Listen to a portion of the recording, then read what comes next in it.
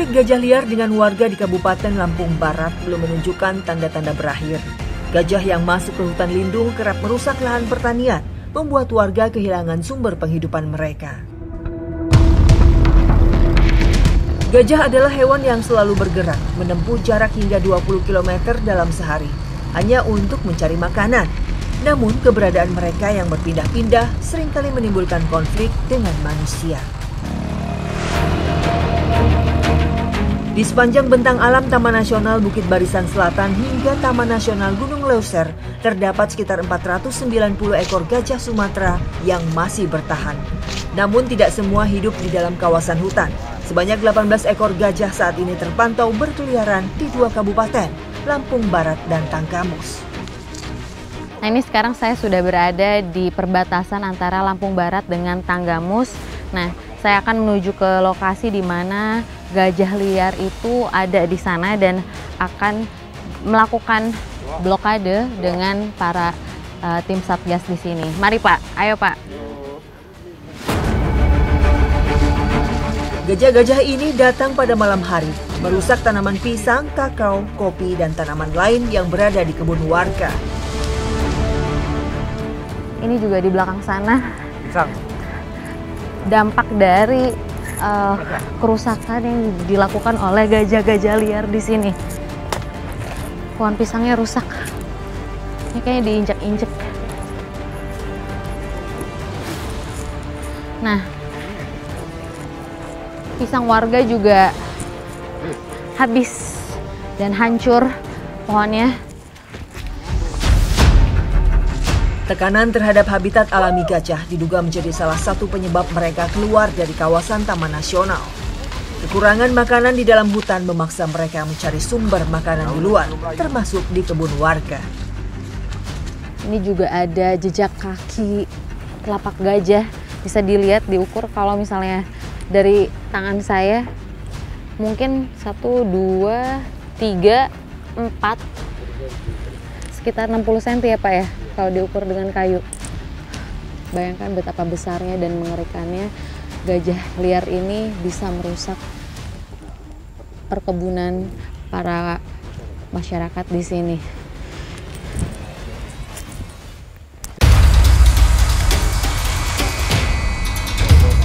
Satu gajah dewasa bisa memakan makanan dalam jumlah yang besar, sekitar 130 hingga 350 kg. Tergantung pada ukuran dan jenisnya, jantan atau betina. Sudah lebih dari 1 kilometer kami terus bertemu dengan jejak kaki dan kotoran gajah dan semakin dekat dengan keberadaan gajah liar. Ini kita harus sudah berhati-hati dan harus berjaga jarak. Suaranya udah ada. Fokus Mbak, tenang. Suaranya udah ada, jadi kita harus tenang, pelan-pelan agar gajahnya juga nggak lari ke arah kita sehingga kita bisa melakukan penggiringan dan juga blokade. Sudah kelihatan barangnya. Ini kurang dari 120 meter, gajahnya udah terlihat, udah nampak. Ada 3 ekor ya Pak ya? Lebih? 18 semua. Udah berkumpul di sini? Kumpul semua 18 ekor. Jadi total dari gajah di sini totalnya 18 ekor. Yang lain di bawah. Saat ini tim Satgas Satwa Lembah Suwoh bersama warga terus berupaya menghalau kawanan gajah liar yang berada di sekitar kebun. Udah mulai gerak.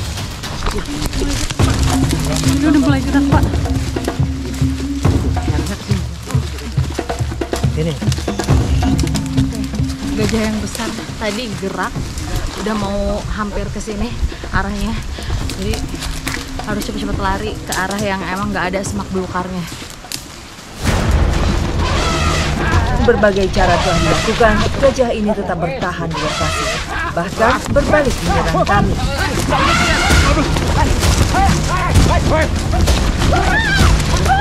Udah. Apa? Ya ampun. Oh, ya ampun. Lagi. Udah saya tahan, ditarik.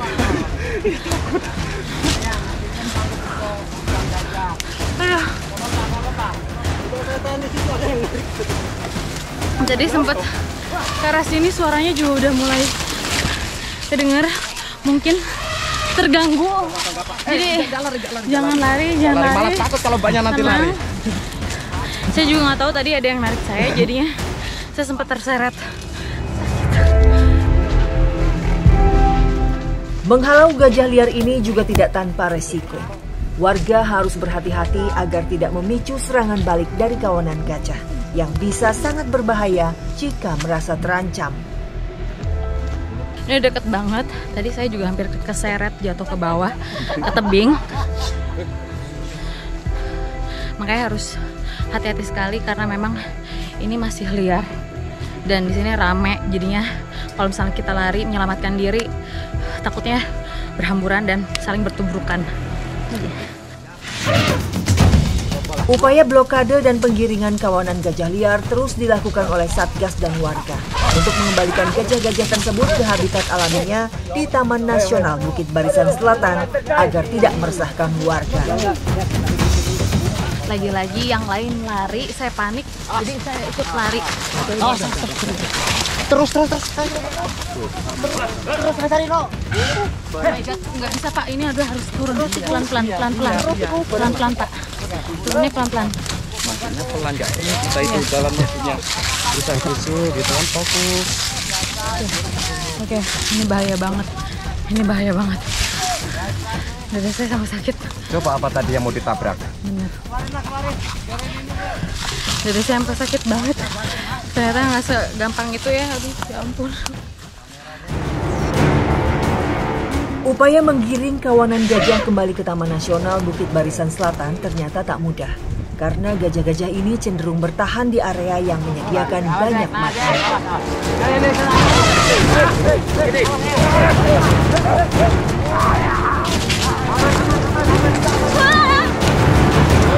Ya ampun. Deket banget tadi dari kami. Jadinya cepat melarikan diri. Karena emang nggak bisa. Takutnya diinjek. Hingga saat ini, warga berharap kepada pemerintah adanya solusi jangka panjang untuk mencegah konflik ini terus terjadi. Penanaman tanaman pakan di zona penyangga dan meningkatkan edukasi masyarakat menjadi langkah yang diharapkan dapat mengurangi kerugian. Dengan cara kita membentuk Satgas itu ini untuk menangani jika terjadi konflik-konflik gajah seperti sekarang ini, ya kita tidak menunggu-nunggu petugas dari TNBBS atau dari Polhut. Ya kita masyarakat yang sudah terbentuk sebagai Satgas ya untuk mengantisipasi bagaimana caranya gajah ini bisa dijauhkan dari pemukiman. Hanya sebatas itu. Karena apa? Karena memang kalau kita mau minta gajah ini dipindahkan, mau dipindahkan di mana? Memang gajah ini adalah habitatnya ada di Taman Nasional Bukit Barisan Selatan. Dan saat ini memang TNBBS itu sudah kebanyakan alih fungsi ya. Dari hutan jadi perkebunan masyarakat. Nah, ini tidak bisa kita pungkiri. Akan tetapi bagaimana caranya kita saat ini mengupayakan masyarakat itu bisa hidup berdampingan dengan gajah dan manusia. Serangan kawanan gajah liar di pemukiman warga di Kabupaten Lampung Barat menambah daftar panjang konflik antara manusia dan satwa liar. Selain merusak kebun, gajah-gajah ini juga menyerang rumah warga, mengakibatkan kerusakan besar dan bahkan menelan korban jiwa.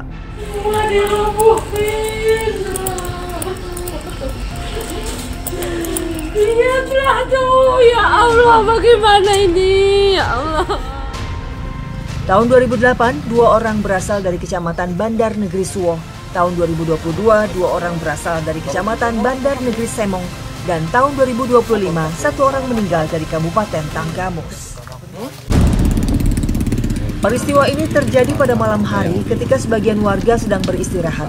Kawanan gajah yang keluar dari hutan melintasi permukiman dan merusak belasan rumah. Mereka juga menjarah makanan yang ada di rumah-rumah warga seperti padi dan minyak goreng. Bu, yang dijebol sama gajah, Bu. Ini rumah kita yang dijebol sama kawanan gajah kemarin. Papannya bolong-bolong ya, Bu? Iya. Ya ampun. Ini karena kita belum punya bahan untuk ngebetulin, jadi terpaksa ditutup sama seng bekas dulu. Iya. Itu Kejadiannya jam berapa tuh, Bu? Kalau kejadiannya dari habis maghrib. Dari habis maghrib sampai jam 6 pagi.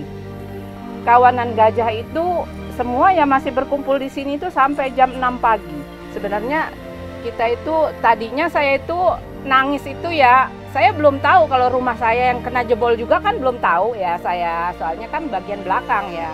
Nah saya itu setelah pulang, saya lihat rumah saudara-saudara saya ini kan roboh semua, terutama rumah Ayu saya ini, terus Ayu saya yang di bawah itu kan porak-poranda luar biasa gitu. Jadi saya nangis gitu ya, nangis kenapa ya Allah, kata saya kok kayak gini gitu ya. Kata ponakan saya, Bibi katanya masuklah dulu katanya, lihatlah dulu rumah Bibi katanya. Terus saya masuk. Setelah saya masuk ke dalam rumah ya rumah saya juga kan udah berantakan kayak apa ya. Ya tambahlah saya nangis kan gitu, ya Allah kata saya kok kayak gini.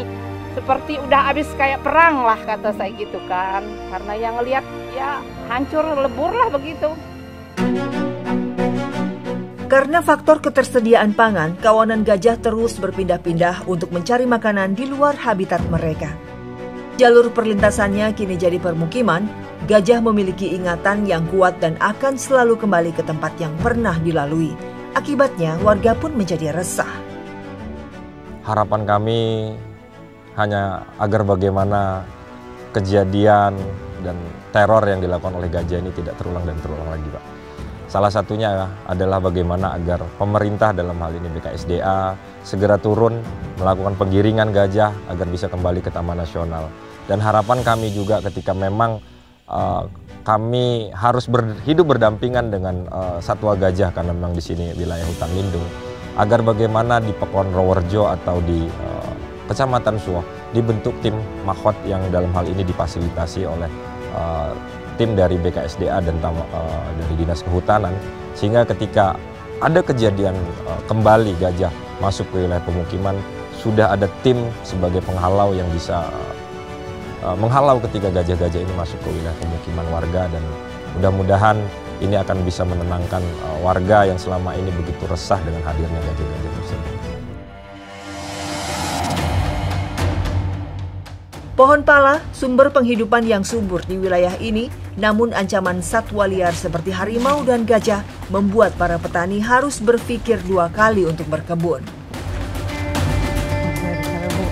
Pohon pala dapat dipanen ketika mencapai usia 7 tahun, dan dalam 1 tahun pohon pala bisa dipanen 3 kali. Buah pala yang sudah siap panen berwarna kuning kecoklatan. Beberapa buah mulai merekah, kulit biji berwarna coklat tua dengan warna full memerah.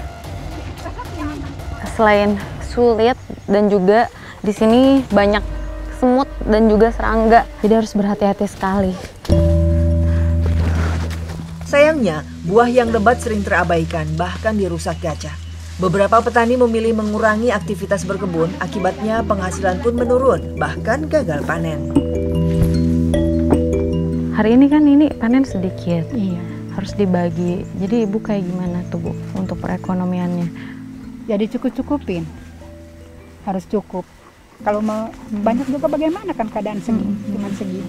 Mau masyarakat kecil mau ini harimau ditangani sama pemerintah, kebun di sini maunya marga, jangan sampai kayak gini terus. Saya mohon sama Pak Prabowo, tolong suruh dimargain kampung kami. Kami kan nggak bisa apa-apa, hanya pasrah sama pemerintah. Petani kecil bisanya nerima dari pemerintah, bisanya kayak gini, cuman ngambil seperak 2 perak untuk kebutuhan kita. Ya, inilah potret warga Sukamarga yang tinggal berbatasan langsung dengan habitat satwa liar. Setelah semua terkumpul, buah pala kami bawa pulang untuk dilakukan pengupasan.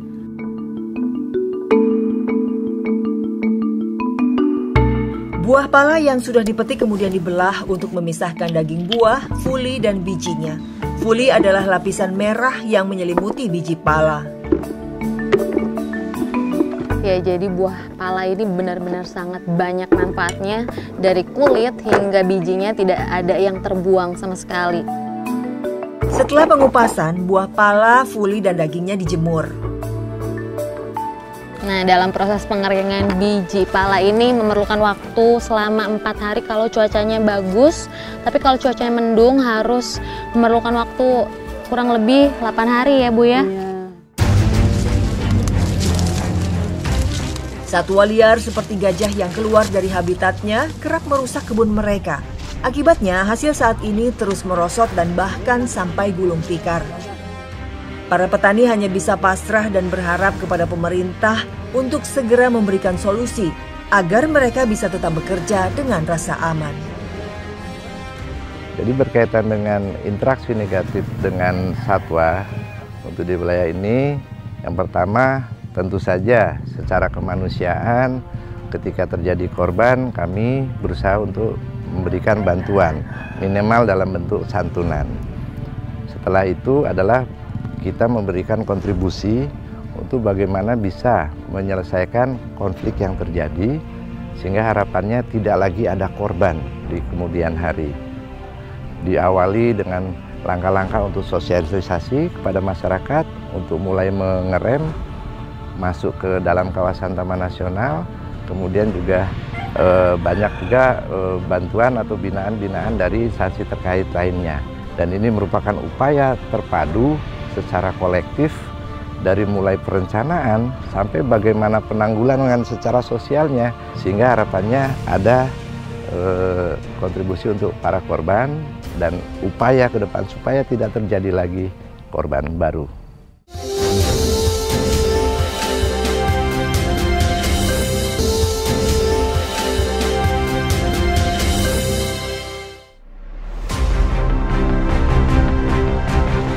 Hidup di bentang alam yang kaya seharusnya menjadi berkah. Namun bagi warga Suwoh, kekayaan ini berubah menjadi ancaman.